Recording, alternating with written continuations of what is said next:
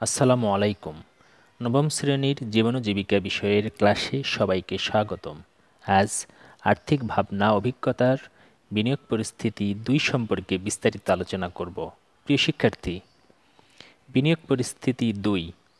হাবিব সাহেবের ৩ সন্তান। তিনি তার পারিবারিক আয় থেকে প্রতি মাসেই কিছু টাকা সঞ্চয় করেন। কিছুদিন আগে তিনি তার অফিস থেকে ২ লক্ষ টাকা লভ্যাংশ প্রণোদনা বা প্রফিট বোনাস পেয়েছেন।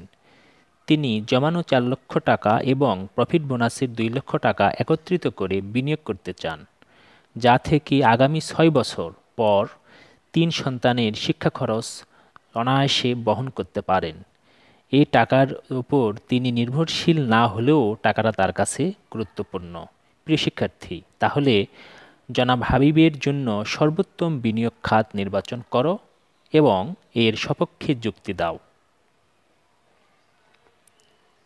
প্রিয় শিক্ষার্থী, এক্ষেত্রে জনাব হাবিব তার টাকাগুলো একটি ব্যাংকে জমা বা আমানত হিসাবে রাখতে পারেন।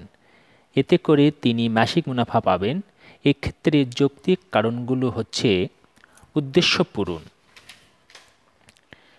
হাবিব সাহেব যেহেতু তার মুনাফা থেকে সন্তানদের লেখাপড়ার খরচ বহন করবেন, সুতরাং তার জন্য ব্যাংকে টাকা বিনিয়োগ যথার্থ হবে, কারণ এতে করে নির্দিষ্ট একটি মেয়াদকাল পর তিনি মূল টাকার সাথে অতিরিক্ত মুনাফা পাবেন, যা দিয়ে তিনি তার সন্তানদের লেখাপড়ার খরচ বহন করতে পারবেন। ২. ক্ষতির সম্ভাবনা কম।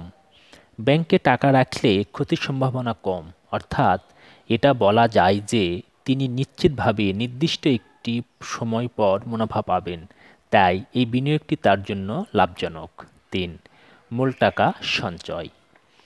নির্দিষ্ট মেয়াদের পর হাবিব সাহেব মুনাফার পাশাপাশি তার সঞ্চিত মূল টাকাও ফেরত পাবেন, অথচ এই টাকা যদি তিনি অন্য কোথাও বিনিয়োগ করতেন, সেক্ষেত্রে লোকসান হওয়ারও সম্ভাবনা থাকত।